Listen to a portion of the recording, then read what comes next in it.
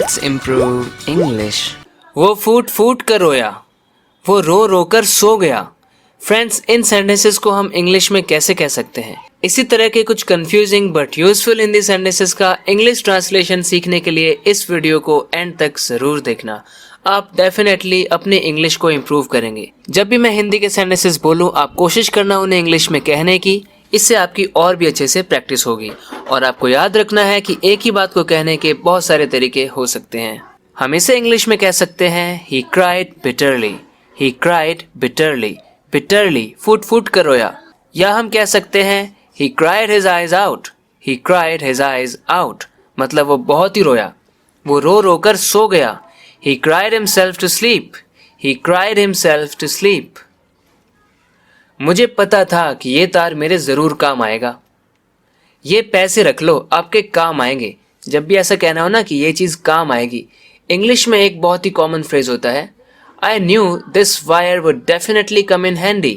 I knew this wire would definitely come in handy. यानी कि come in handy. If something comes in handy, it means it turns out to be useful. कोई चीज़ काम आ जाती है, मतलब it comes in handy. Keep this money, it will come in handy. Keep this money, it will come in handy. मतलब काम आएंगे ये पैसे। अगर वो झूठ बोलेगा तो मेरा उस पर से भरोसा उठ जाएगा। अब उस पर से मेरा भरोसा उठ गया है। इंग्लिश में कहेंगे I will lose faith in him if he lies to me. If he lies to me. झूठ बोलना, इसको लोग ज़्यादातर सोचते हैं कि टेल अ लाई बोलते हैं। वो एकदम सही है, लेकिन इतना कॉम्प्लिकेटेड, इतना लॉन्ग बनाने की ज़रूरत क्या है? सिर्फ लाई से ही काम चल रहा है। If he lies to me, or if he tells a lie to me, if he tells a lie to me, or if he lies to me. अब उस पर से मेरा भरोसा उठ गया है। I have lost faith in him now. I have lost faith in him now. I don't trust him anymore. तुम्हारे दिमाग में आखिर क्या चल रहा है? आखिर कहाँ जाना चाहते हो? जब भी ऐसे कहना हो ना, आखिर कैसे, आखिर क्या, आखिर कहाँ? What exactly do you have in mind? Where exactly do you want to go? Where exactly do you want to go? What exactly do you have in mind? Exactly, आखिर वो चीज़ specifically है क्या? हमें अपने मामले खुद ही सुलझा लेने चाहिए। मैं तुम्हारा झगड़ा नहीं सुलझा सकता। We should settle our matters ourselves. We should settle our matters. अपने मैटर को खुद ही सेटल कर लेना चाहिए, अपने मामले को खुद ही सुलझा लेना चाहिए, खुद ही उसका कोई समाधान निकाल लेना चाहिए। मैं तुम्हारा झगड़ा नहीं सुलझा सकता। I can't settle your dispute. I can't settle your dispute. आपके डिस्प्यूट को, आपके झगड़े को, आपके आर्ग्यूमेंट को I can't settle it. मैं उसे नहीं सुलझा सकता, मैं उसे सही नहीं कर सकता। मैं बस तुम्हें खुश रखना चाहता हूँ।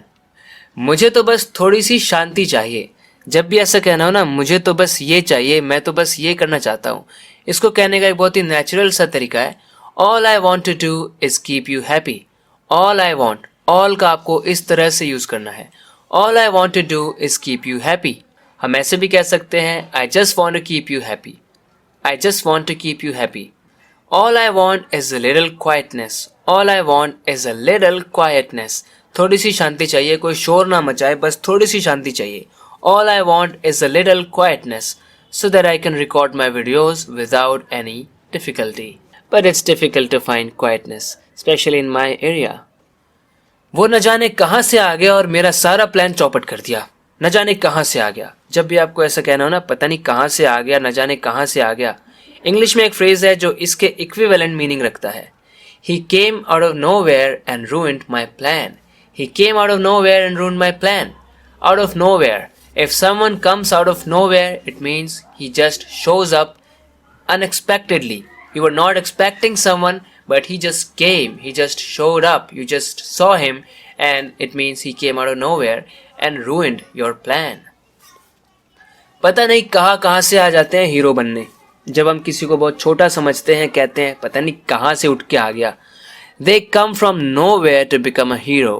Come from nowhere. If someone comes from nowhere, इसका थोड़ा सा अलग मतलब है कि हम उसको छोटा आंक रहे हैं, हम उसे बिलिटल कर रहे हैं। We are looking down on him. They come from nowhere. Nowhere मतलब ऐसी जगह से आते हैं जहाँ पर वो कुछ भी नहीं है, पता नहीं कहाँ से आ जाते हैं। They come from nowhere to become a hero. आपने अब मेरे पास कोई चारा ही नहीं छोड़ा है, मुझे आपको नौकरी से निकालना पड़ेगा। You have left me with no other choice. You have left me with no other choice. यानी अब मेरे पास और कोई चारा ही नहीं है. I'll have to fire you, dismiss you, I'll have to let you go, or I'll have to lay you off. इन सब का मतलब होता है किसी को नौकरी से निकाल देना. सबसे पोलाइट तरीका है ऐसे बोलना, I'll have to let you go. I'll have to let you go. Fire बहुत ही रूड लगता है, but I'll have to let you go. This sounds polite. So friends, इस वीडियो से आपने कुछ फ्रेजेस सीखे, आपकी कुछ प्रैक्टिस हुई. इसी तरह से अपने इंग्लिश को इम्प्रूव करते रहने के लिए इस चैनल को सब्सक्राइब ज़रूर करना अगर आपने अभी तक नहीं किया है तो.